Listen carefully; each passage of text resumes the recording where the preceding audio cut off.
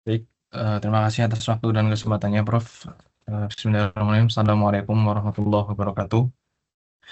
Selamat sore, Salam. Prof. Jati dan rekan-rekan sekalian. Di sini kami dari kelompok 2 izin presentasikan hasil kelompok kami terkait dengan implementasi BIM, terkait dengan final report perencanaan gedung kuliah Graha Jagadita Universitas Diponegoro. Baik, untuk anggota kelompok kami, ada yang pertama saya Haidar Fadil Arhab, kemudian ada teman saya Manjur Negoro, kemudian rekan saya Yoga Nur Mahatma, kemudian rekan saya Ardia Kensi, kemudian rekan saya Maulida Nurmayanti. Baik, pada kesempatan sore hari ini kami akan mempresentasikan 4 topik utama. Yang pertama ada pendahuluan, metodologi, hasil pelaksanaan proyek, dan penutup. Baik, kita mulai dari pendahuluan terlebih dahulu, di mana untuk latar belakang penggunaan BIM ini, kita ketahui bersama bahwasanya industri konstruksi mengalami transformasi yang maju secara sistem digital dan terintegrasi, sehingga memungkinkan untuk permodelan 3D, 4D, 5D terkait dengan integrasi waktu, biaya, dan model 3D itu bisa saling berintegrasi, yang mana harapannya bisa memberikan manfaat, mengurangi kesalahan atau flash design, dan meningkatkan efisiensi proyek. Dan ini didukung oleh regulasi Permen PR nomor 22 garis miring PRT garis miring M garis miring 2018 seperti itu. Kemudian untuk tujuannya sendiri, yakni untuk memahami konsep penerapan BIM, kemudian bisa mengembangkan model bangunan berbasis digital, kemudian melakukan pemodelan 3D, 4D, 5D, dan meningkatkan kemampuan kerjasama tim. Kemudian untuk lingkup pekerjaannya ada perencanaan konsep dan desain awal bangunan, kemudian pembuatan gambar 2D, pengembangan model 3D, simulasi tahapan konstruksi 4D, perhitungan volume atau GTO, estimasi biaya, integrasi model dalam CDE, dan penyusunan laporan proyek BIM. Baik, untuk selanjutnya metodologi perencanaan akan dijelaskan oleh rekan saya. Baik, izin masuk Prof dan teman-teman sekalian. Metodologi dan perencanaan. Next. Untuk alur dari metodologi ini, yang pertama adalah mulai atau start, lalu pengumpulan data, selanjutnya adalah perencanaan gambar 2D, selanjutnya adalah permodelan 3D bangunan gitu, menggunakan LOD 300. Selanjutnya adalah koordinasi model dan clash detection. Selanjutnya ada penyusunan penjadwalan atau BIM 4D, dan yang terakhir adalah estimasi biaya proyek atau BIM 5D. Next.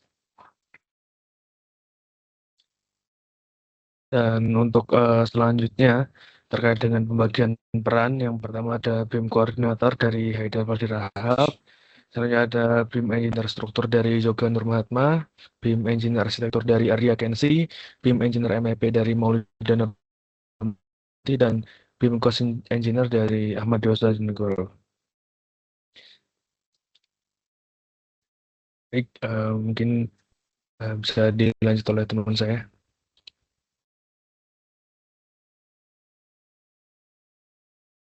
Selanjutnya ada alat dan perangkat lunak yang digunakan. Kita menggunakan Autodesk Revit untuk pemodelan BIM 3D-nya, yaitu ada tiga modeling lah, yaitu arsitektur, struktur, dan EPP. Lalu untuk strukturnya itu kita analisis menggunakan ETABS. Lalu untuk koordinasi model dan clash detection, kita menggunakan Autodesk Navisworks. Lalu untuk quantity take off dan estimasi biaya menggunakan Microsoft Excel, untuk visualisasi dan animasi bangunan menggunakan Escape, dan untuk perencanaan jadwalnya itu Microsoft Project. Next.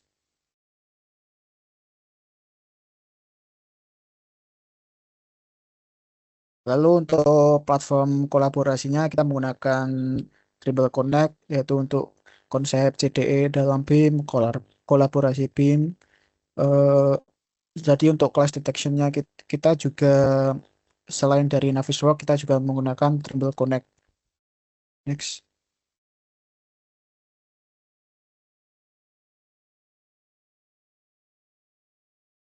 Ini untuk contoh dari platform kolaborasinya, untuk koordinasi, untuk pemeriksaan kesesuaian model antar disiplin, identifikasi penyelesaian konflik desain atau crash detection, evaluasi progres pekerjaan, dan sinkronisasi data antar model. Ini akan dibagi menjadi beberapa folder, ada work in progress, ada share, ada publish, dan ada archive. Next.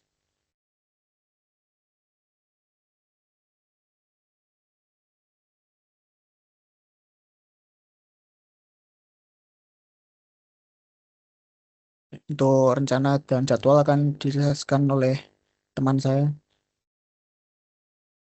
Baik, selanjutnya adalah rencana jadwal pengerjaan. Jadi bisa dilihat kami menyusun rencana jadwal pengerjaan dari Februari awal sampai Juni dan sesuai target bahwa di minggu pertama Juni ini telah menyelesaikan untuk pekerjaan yang kami lakukan. Next.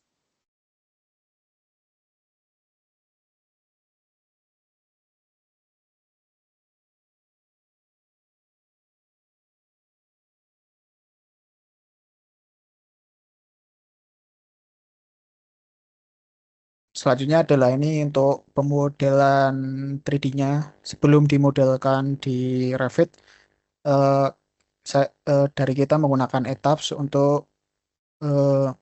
untuk mencari strukturnya lah untuk penulangannya.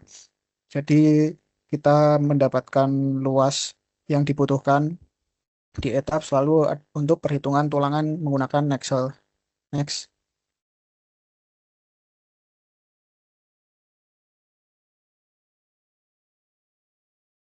Selanjutnya ini adalah contoh dari 3D modeling struktur. Ini ada saya ambil contoh di lantai 3 dari tampak atasnya.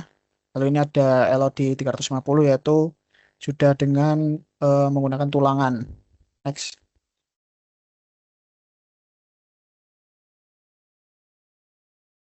Lalu ini ada penulangan baloknya. Di sini penulangan baloknya itu saya dibuat dengan mempertimbangkan panjang dari bajanya yaitu biasanya 12 meter dan biasanya di hubungan balok kolomnya itu ada tekukan agar tidak ada clash antar tulangan dari kolom dan balok. Ini adalah contoh dari penulangan baloknya di tumpuan dan di lapangan. Next. Ini adalah penulangan kolomnya.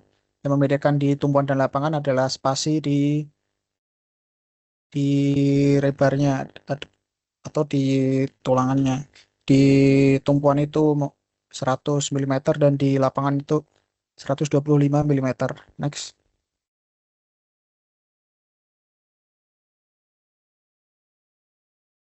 Baik, Ini akan selanjutnya adalah BIM. Baik, selanjutnya adalah model BIM arsitektur Revit.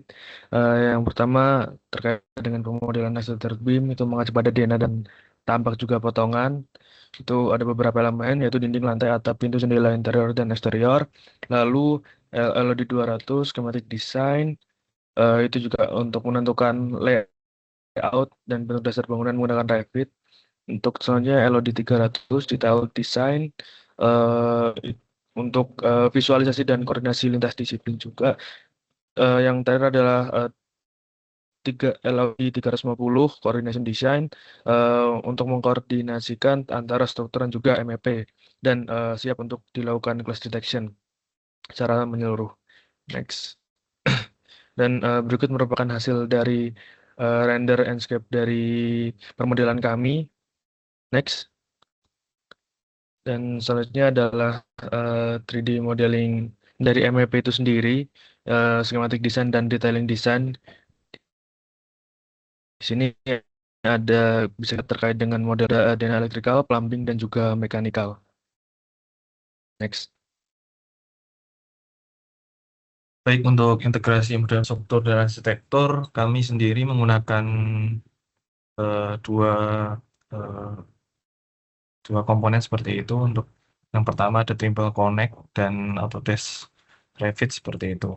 Nah, untuk model pengintegrasiannya yakni kita membedakan dua file dari struktur dan arsitektur sekaligus juga MEP, kemudian digabungkan ke dalam Trimble Connect untuk nanti dilihat visual dan kelasnya seperti itu. Kelasnya di mana seperti itu.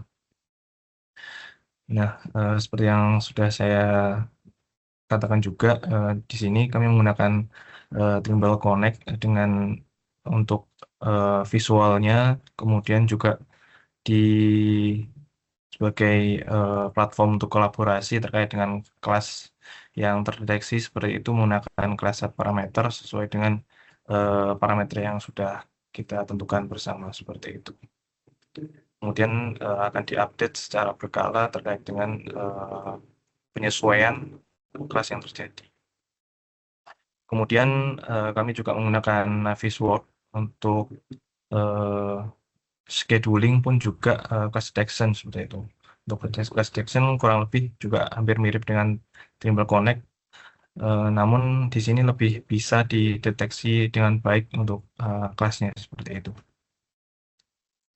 Kemudian selain itu kami juga telah melaksanakan scheduling dan simulation 4D, di mana untuk scheduling sendiri kita menggunakan Microsoft Project, kemudian kita integrasikan ke dalam Navisworks seperti itu supaya bisa memberikan visual yang lebih tergambar seperti itu. Baik, selanjutnya kita masuk ke estimasi 5D dari BIM, yaitu yang pertama quantity take-off. Jadi setelah model dari gedung di Revit ini sudah fix, maka dari itu dari Revit dikeluarkan hasil quantity take-off seperti pada layar. Jadi ada kolom, beam, lantai, dan lain sebagainya. Next. Nah, selanjutnya bill of quantity inilah yang dimasukkan ke form rencana anggaran biaya yang telah disusun sebelumnya, yang telah diisi dengan harga satuan pekerjaan, dalam hal ini di Kota Semarang. Dan next.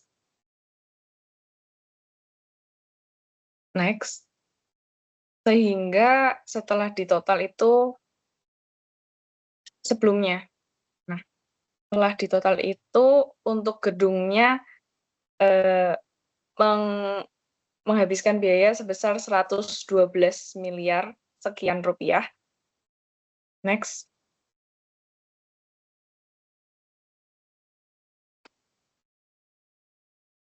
Untuk selanjutnya, model federasi dengan CDE, kita pakai Trimble Connect sebagai pusat kolaborasi.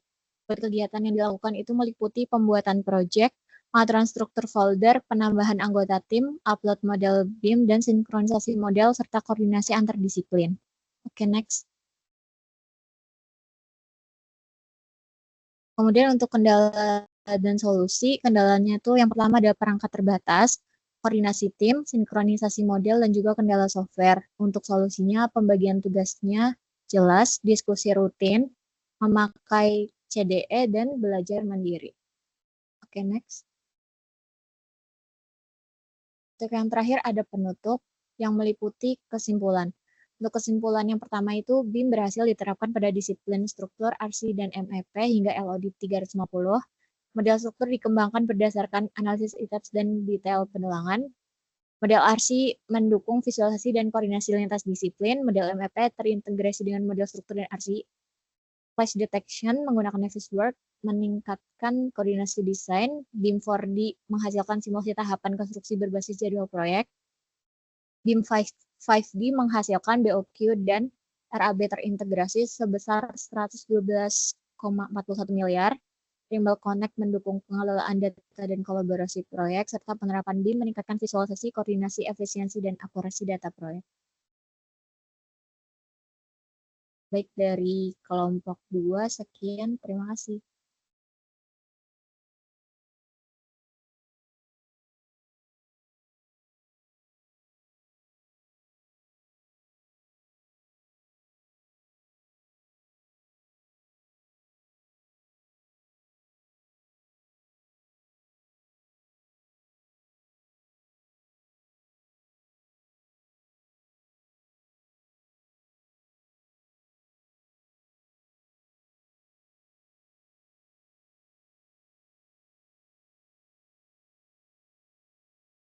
Oh maaf, ternyata mic saya mute.